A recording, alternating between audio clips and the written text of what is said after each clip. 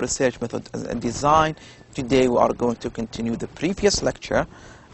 We talked about refining research ideas and beginning to design your study. We started talking about the samples of our research. We start talking about how to select the best tool or the best method for us, and we stopped at that. Now we are going to talk about a very simple idea. It's a bit complicated, but if you focus with me, you are going to find it very easy, inshallah. We have today elements of research design.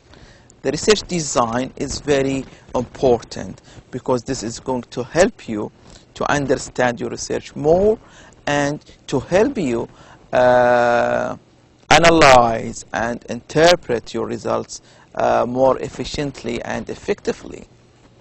So we have comparison and control groups. It's called comparison, sometimes experimental groups. As I said, usually the experimental design, you have two groups. One is called the experiment or the experimental group, and the other one is the control group. In the experiment, you give them the new treatment. It's called treatment.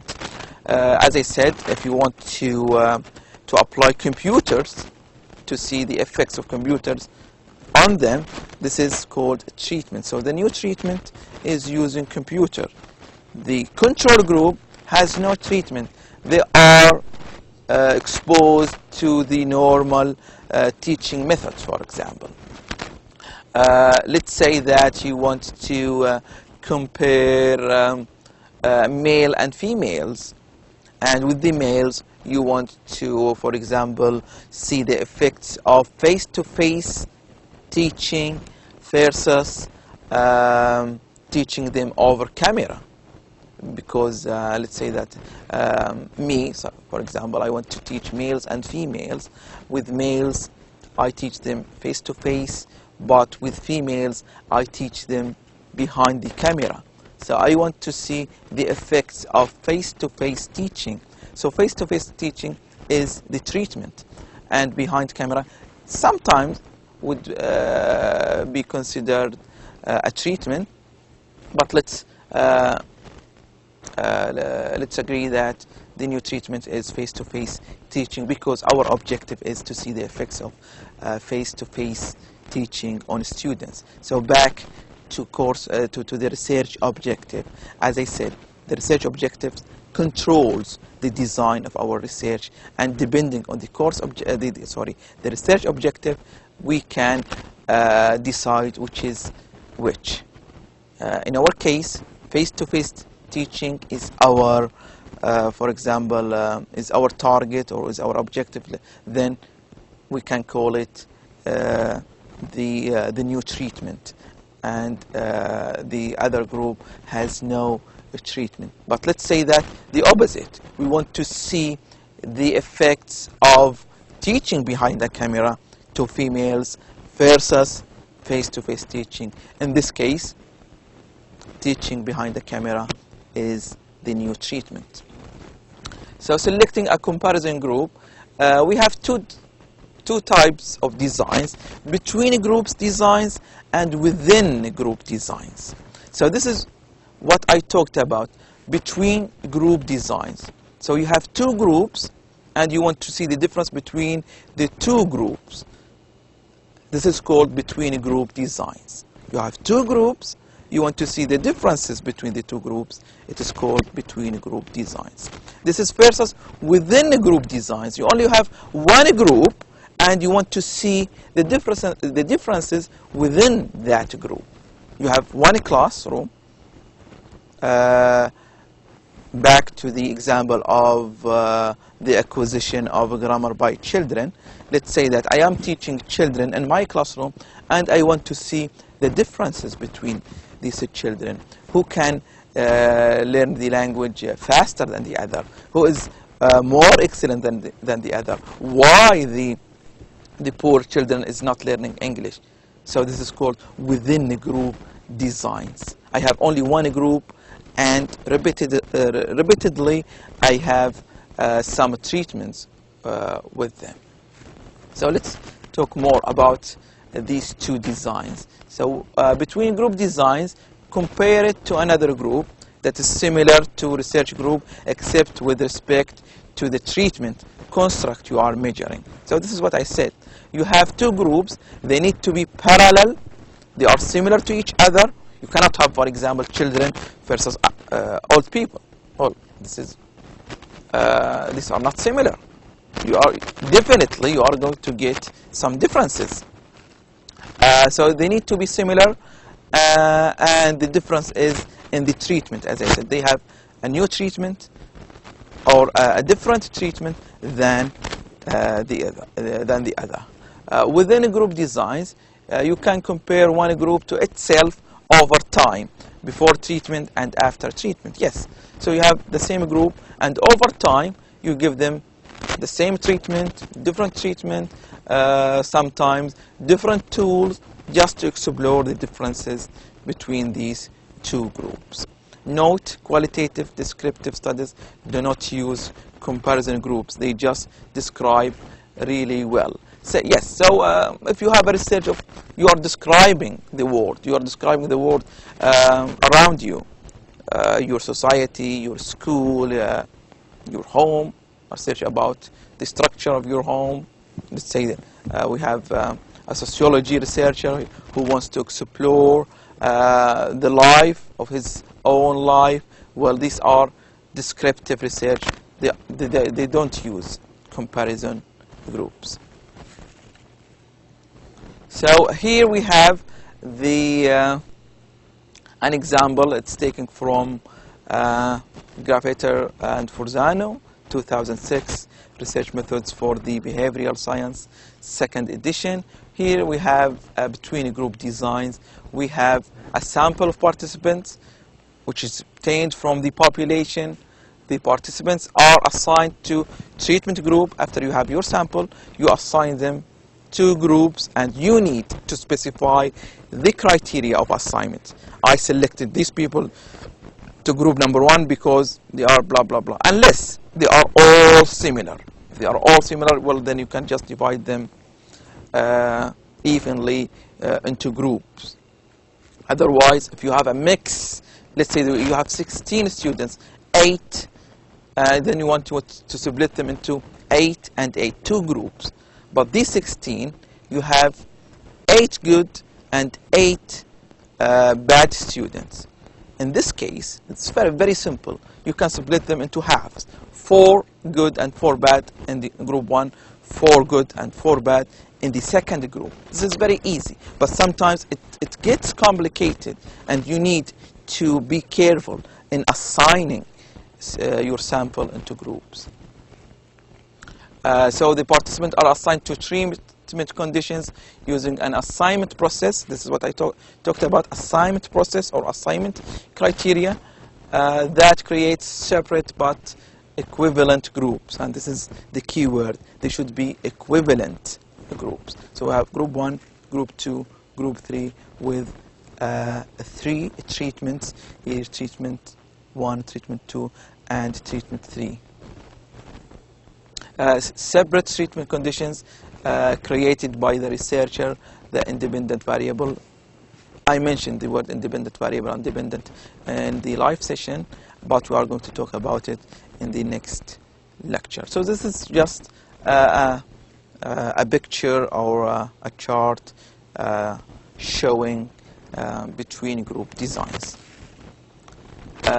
Within group designs, you see in this circle, we have one sample of participants, one sample, and then we have different treatments. We are going to have the same sample, taking the first treatment, and then taking the second treatment, and then taking the third treatment, and then we get some kind of result. But they are all the same. All the same groups. We don't have more than one group. The structure of within subject design. The same sample of individuals, participants in all of the treatment conditions, because each participant is measured in each treatment. This design is sometimes called a repeated measures design. Yes, this is called a repeated measure design, we have them all taking all the 3 treatments. Let's have an example that we want to test this group vocabulary size. We want to know each individual in the group, each student, how many words he knows in English. So the first treatment, we give them a vocabulary test. And then we want, after we conduct the vocabulary test, we want to know, for example, how they are using their vocabulary in writing. We give them a second treatment, for example, a writing test, and then we compare the results. Are the good students whose vocabulary size is high getting higher marks in writing? Do they use this vocabulary that they have in their writing or not? And etc. This is just only an example, and we have different examples of repeated measures. Note, all participants go through the entire series of treatments, but not necessarily in the same order. Yes, sometimes we have something called the order effect. Some researchers believe that if you have all the students take the same treatments in the same order, you might get something called the order effect. And to avoid the order effect, you change the order of treatments for different people to avoid the order effect.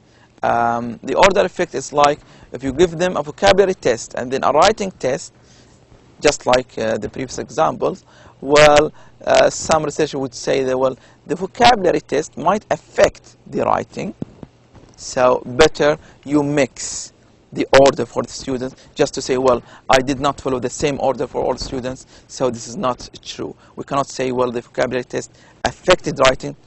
Why? Because not all students took the same order. Half of them, 25% of them, took this order, but the others took a reverse order.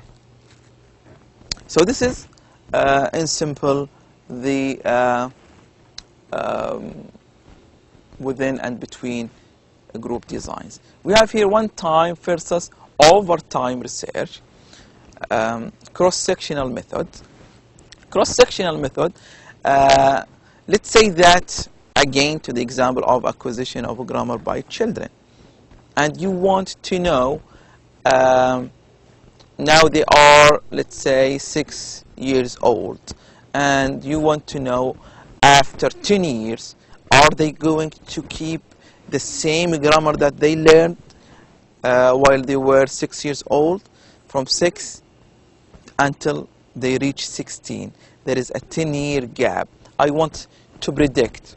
I want to know whether the teaching that I spent with them, with all the effort that I did with them while they were 6, are they going to keep the same English language with the same correct grammar after 10 years?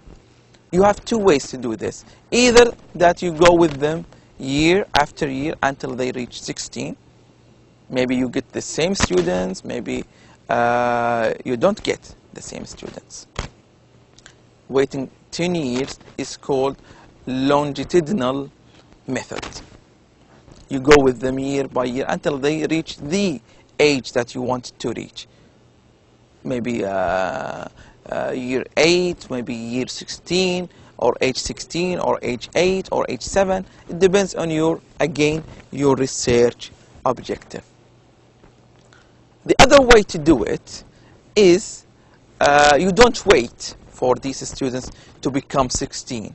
You go to students who are already 16 and you conduct your study, and then you would say, well, I predict that these students would be similar to these students. Why? Because they have been through the same education process, they have been through the same teaching materials, the same teachers. So I would expect that these 6-year-old students would be similar to these students.